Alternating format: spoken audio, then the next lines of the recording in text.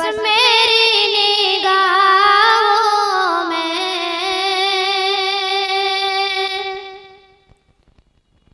कसर शाहानी है, बस मेरी निगाहों में कसर शाहानी है, उनका सब्ज़ गुंबद है और सुनहरे जाने तेज खतीब, करोड़ों के मजमे को संजीदगी बख्शने वाला अदीब, ऐवान बातिल में जलजला करने वाला अमीर, शहंशाह फिक्र व तदब्बुर, आबरूए सुन्नियत, फलक खिताबत के नय्यर ताबा, जामे माकुलात मनकुलात, जिनसे मेरी मुराद हजरत अक़दस मौलाना व मुफ्ती अशरफ साहब उस्ताद अरबी अदब जामिया गुलजार हुसैनिया कस्बा अजराड़ा है, तशरीफ लाएं और अपनी चंद नसीहतों से हम सब सामाइन को मुस्तफीज फरमाएं। ये उन बच्चों को नसीहत करेंगे जिन बच्चे इनाम के मुस्तहक हुए हैं माशाअल्लाह, और उसके बाद बिना किसी ताखीर के आरिफ बिल्लाह हजरत अक़दस हजरत मौलाना व मुफ्ती मकसूद साहब दामत ज़िल्लहु जलवगर होंगे और दुआ फरमाएंगे इंशाअल्लाह।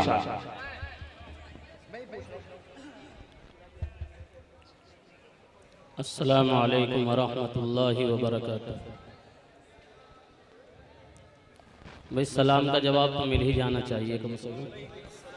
सलाम सुन्नत है, जवाब वाजिब है। जवाब जोर से दें, अस्सलामु अलैकुम का जवाब दें आप।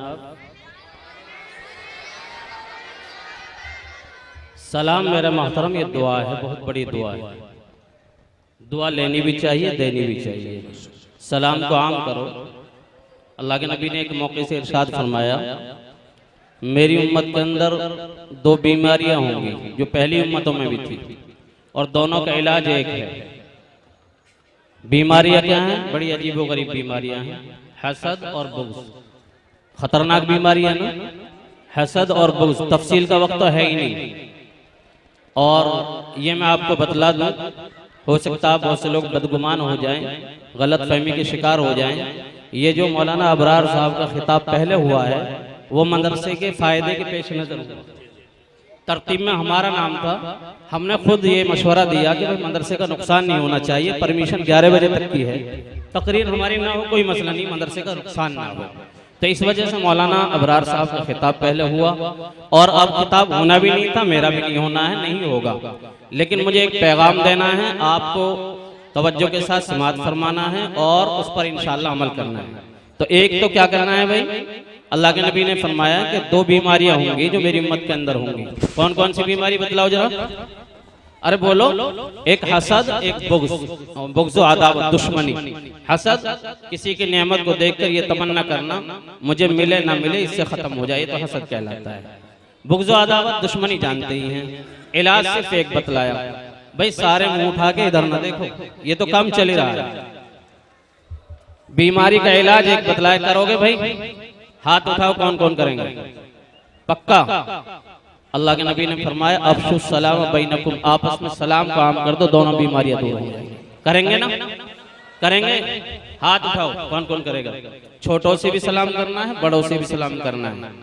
जहां फितने का अंदेशा ना हो, औरतों से भी सलाम करना। अगर फितने का अंदेशा हो, कुछ वहां पर मेहरबानी और इनायत की अगर खदशात हो तो वहां सलाम नहीं करना। लेकिन फितने का अंदेशा नहीं है तो औरतों से भी सलाम करेंगे ना भाई, सब छोटों से भी करेंगे ना? अरे करेंगे भाई। दूसरी बात एक याद करनी है कि भाई एक बात बतलाइए, माँ बाप किस किस के नहीं है? हाथ उठाएं जिनके माँ बाप नहीं है। अच्छा, और जिनके माँ बाप हैं वो हाथ उठाएं, माँ हो या बाप हो। ये पैगाम है मुअज़्ज़ज़ सामीन, माँ बाप अल्लाह की वो नेमत है, वो इनाम है जिसका बदल, नेमल बदल तो दूर की बात है, बदल भी दुनिया के अंदर मौजूद नहीं है। मालूम होना चाहिए अल्लाह ने ये बहुत पॉइंट की बात बतला रहा हूँ आपको।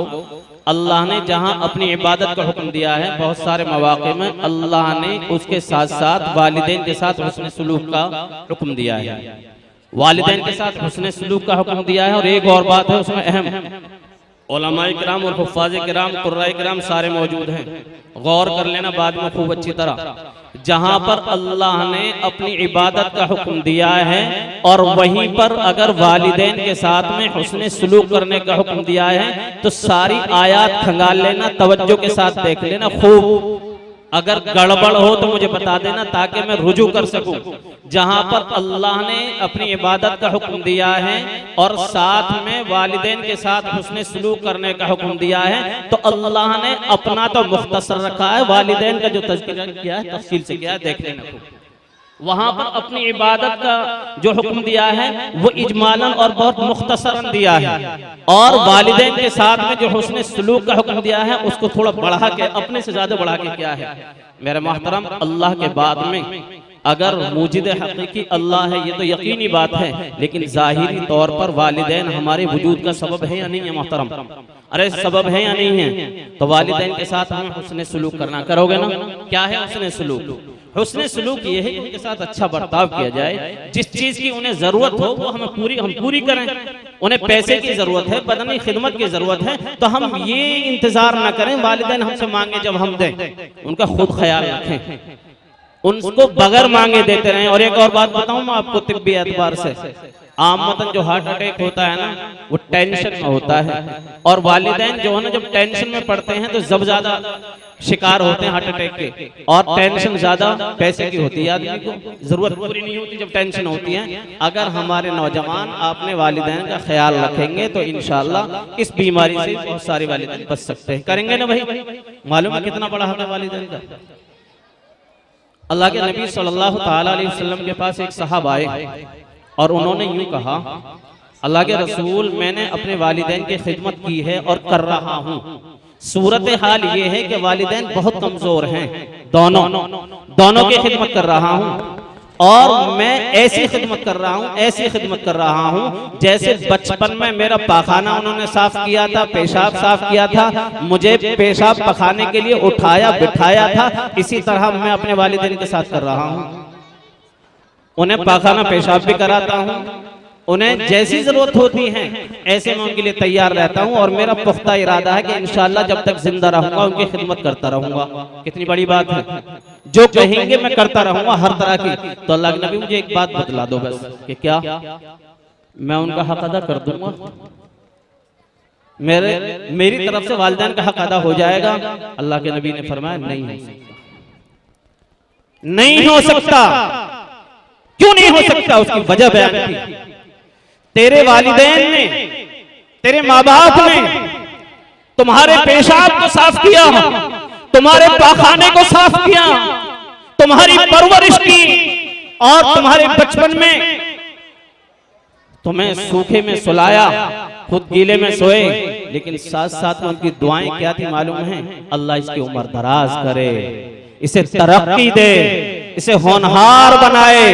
क्या नहीं होती हर बाप की दुआ? बतलाइए, अपने दिल पे हाथ रख के बतलाइए।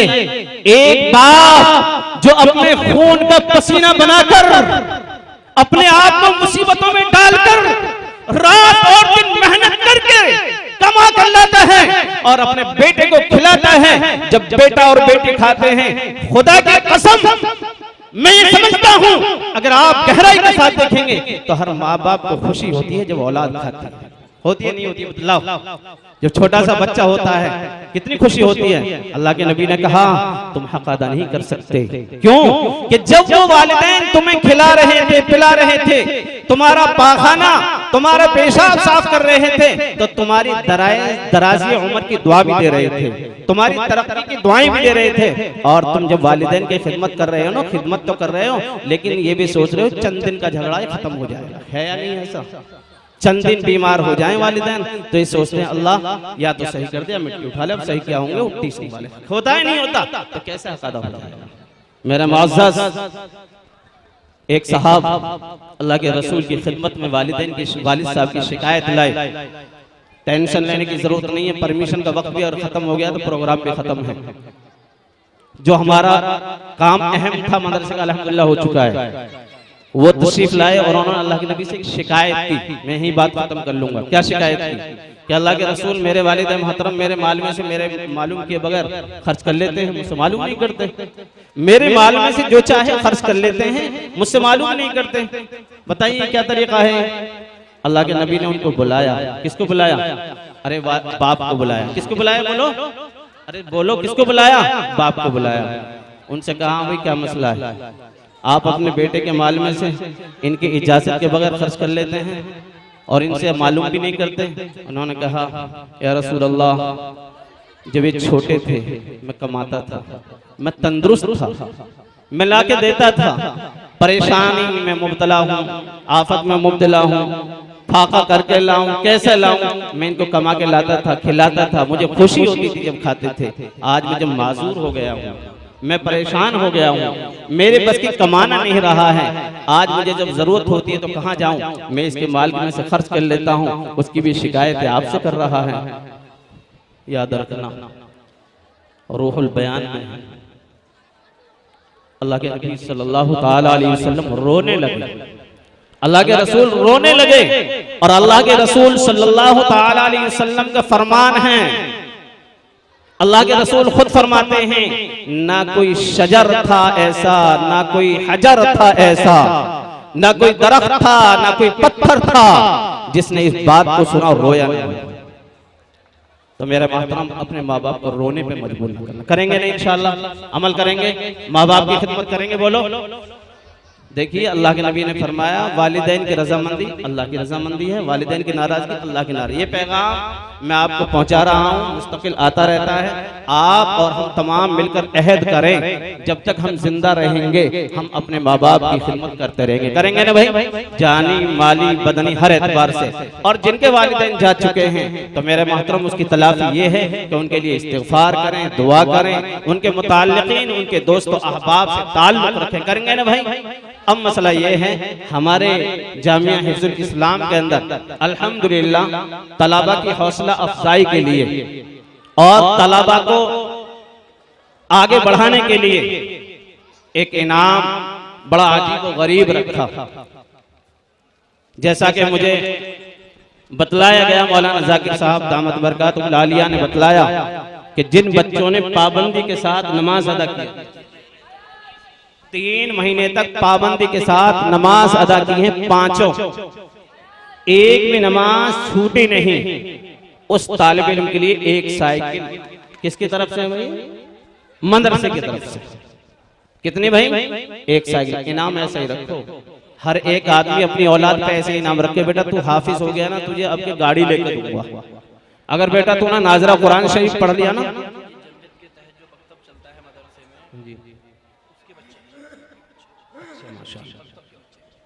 और ये जो बच्चे हैं, ये जमीयत उलमा हिंद जो हमारी बहुत अहम तरीन तंजीम है, हिंदुस्तान की मशहूर तरीन तंजीम है, और अल्लाह का फजल है इस तंजीम ने हिंदुस्तान के अंदर अहम किरदार अदा किया है और बड़े बड़े काम करती रही है, कर रही है, करती रहेगी इंशाअल्लाह। ये उसके तहत जो मकातिब हैं, उन मकातिब के बच्चे हैं। जैसा कि बतलाया कि उन मकातिब में से बच्चे हैं जिन बच्चों ने 3 महीने तक लगातार पाबंदी के साथ 5 नमाज अदा की हैं। उन बच्चों में 3 बच्चे ऐसे निकले हैं। कितने निकले हैं? 3। बड़ी बात है 3 बच्चों का निकलना। हम अपने घरों में टटोल के देखें, अपने आप में टटोल के देखें। बड़े बड़े हजरत हम मौजूद हैं, हम खुद अपने आप को भी देख लें, हमसे भी कोताही हो जाती है। बच्चों ने 3 महीने तक पाबंदी के साथ नमाज अदा की, उनके लिए इनाम में हर एक बच्चे को एक साइकिल दी जा रही है। ये बड़ी खुशी की बात है हमारे इलाके के लिए, हमारे लिए बड़ी खुशी की बात है। जिस जामिया के अंदर एक मदरसा हिफ्जुल इस्लाम के अंदर बैठे हुए हैं ना, सबको मालूम है एक कब्रिस्तान की शक्ल में था एक दिन। मतलब बज़ाहिर कोई ज्यादा कमरे वमरे नहीं था। आज अल्लाह का फजल, इतना बड़ा इदारा अल्लाह ताला ने बना दिया। ये अल्लाह का फजल, इतना बड़ा काम अल्लाह ले रहा है, इतनी बड़ी मस्जिद तामीर करा रहा है और कई आदमियों का अमला इस मदरसे में काम कर रहा है। अल्लाह का ये फजल है। बहरहाल ये इनाम दिया जा रहा है और कुछ और इनामात से नवाजा जाएगा।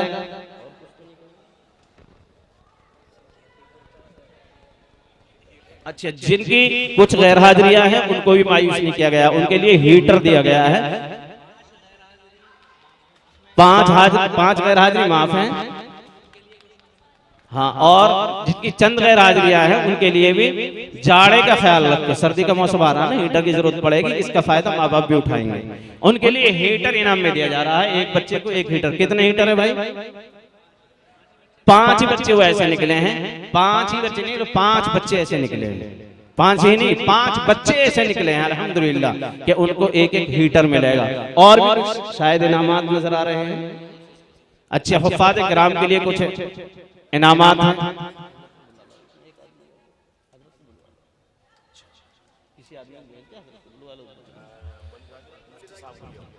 तो 5 हीटर और इसी तरह कुछ इनामात जो बच्चे हाफिज कुरान हुए हैं उनको दिए जा रहे हैं। मेरे मोहतरम, कितनी बड़ी खुशी की बात है। कल क़यामत के दिन हाफिज कुरान के वालिदैन को ताज पहनाया जाएगा ना, वो ताज ऐसा होगा, उसकी जो रोशनी होगी ना, जो सूरज की रोशनी है इससे भी कहीं ज्यादा होगी। सूरज की रोशनी कम है भाई? अरे सूरज की रोशनी कम है, इससे भी ज्यादा होगी। जो लिबास और जोड़ा पहना जाएगा इंतहाई दर्जे का चमकदार होगा। वो वालिदैन कहेंगे भाई ये किस बदले में हमें मिल रहा है, किस चीज का इनाम है? तो कहा जाएगा तुम्हारे बच्चे हाफिज हुए थे, उसका इनाम है। अपने लिए ताज की तैयारी करो, जोड़ों की तैयारी करो। हम डॉक्टर बनाएं, इंजीनियर बनाएं, प्रोफेसर बनाएं, बड़ी अच्छी बात है, जरूरियात जिंदगी में दाखिल हैं। लेकिन मेरे मोहतरम, हमारी बड़ी कामयाबी इसमें है कि हमारे बच्चे दीनदार, ईमान और अकीदे के एतबार से मजबूत हों। हालात आप देख रहे हैं, जहां ईमान की थोड़ी सी कमजोरी आती है, इर्तिदाद का दौर चल रहा है, कहीं ऐसा ना हो हमारे बच्चे भी इर्तिदाद का शिकार हो जाए। इसलिए अपने बच्चों की फिक्र करें। अगर हम हाफिज भी न बनाएं, कारी भी न बनाएं, मौलवी भी न बनाएं, मुफ्ती भी न बनाएं, तो कम से कम अपने बच्चों को कुरान करीम और दीनियात से जरूर आरास्ता करें। दीनियात और कुरान करीम जरूर उनको हासिल होनी चाहिए। अगर बच्चों में इल्म ना रहा, तालीम ना रही, तो ये समझ लीजिए कि हमारा बहुत बड़ा नुकसान हो सकता है, जो हो भी रहा है। इसलिए हर एक आदमी इरादा करे कि हम अपने हर बच्चे को चाहे हाफिज मौलवी ना बनाए, दीनदार जरूर बनाएंगे। हाथ उठाए हुए कौन कौन तैयार है? हर बच्चे को मकतब से, मदरसों से जरूर जोड़ेंगे ना भाई? ये अल्लाह का फजल है, अल्लाह का करम है कि आज उलमाए किराम की मेहनत, मराकिज की मेहनत, खानकाहों की मेहनत, उसका नतीजा ये है कि सैकड़ों नहीं हजारों और लाखों की तादाद में अल्हम्दुलिल्लाह दाढ़ियां टोपियां नजर आ रही हैं। और जिन बस्तियों के अंदर नमाज पढ़ाने वाले मैसर नहीं थे, आज उन बस्तियों के अंदर 1-1 हाफिज नहीं, उलमाए किराम, मुफ्तियान किराम अल्हम्दुलिल्लाह मौजूद हैं। मैं बहुत ज्यादा लंबी बात न करते हुए मैं आपको ये बतलाना चाहता हूँ कि आज ये महज अल्लाह का फजल है, अल्लाह का करम है कि सारे के सारे जो उलमा आपके स्टेज पर तशरीफ फरमाए हैं, ये सारे के सारे आपके इलाके में ही हैं। कुछ आपके इलाके के हैं, कुछ बाहर से आकर आपके इलाके में काम कर रहे हैं। ये मेरे लिए, आपके लिए और पूरी उम्मत मोहम्मदिया के लिए सआदत की बात है। आपको मालूम होना चाहिए कई चीजें ऐसी हैं सिर्फ उनको देखना भी सवाब है। उनमें से एक चीज मेरा मोहतरम काबतुल्लाह है, काबे को देखना भी सवाब है, ज़ियारत करने से सवाब मिलता है। एक कुरान करीम है और ऐसे ही एक उलमाए किराम है। उलमाए किराम से मुलाकात करते रहना चाहिए। आदमी जैसी सोहबत में बैठता है ऐसा असर पड़ता है। अगर आदमी भट्टी के पास बैठता है तो जाहिर सी बात है धुएं लगेंगे, शिकाई होगी, गर्मी लगेगी। और अगर अफ्तार के पास बैठेगा तो खुशबू हासिल होगी। अगर हम अपने मजालिस को, मेरे मोहतरम, अपनी मजालिस जो है उलमा की मजालिस से जोड़ें, अपने ताल्लुकात उलमा से जोड़ें, तो इंशाअल्लाह ईमान और अकीदे में मजबूती आएगी। और अगर हम ओबाश की मजलिसों के अंदर जाते हैं तो वहाँ हमारा नुकसान हो सकता है। इसलिए मैं आप हजरात से तमाम से दरख्वास्त करता हूँ कि हम उलमाए किराम से जुड़ें और उलमाए किराम से मोहब्बत रखें। उलमाए किराम की ज़ियारत की तड़प हमारे अंदर होनी चाहिए। हजरत मुफ्ती मकसूद आलम साहब दामत बरकातुहुल आलिया तशरीफ ला चुके हैं और मैं अब मुनासिब नहीं समझता कि उनके सामने बैठा रहूँ। मैं हजरत से दरख्वास्त करता हूँ कि हजरत डायरेक्ट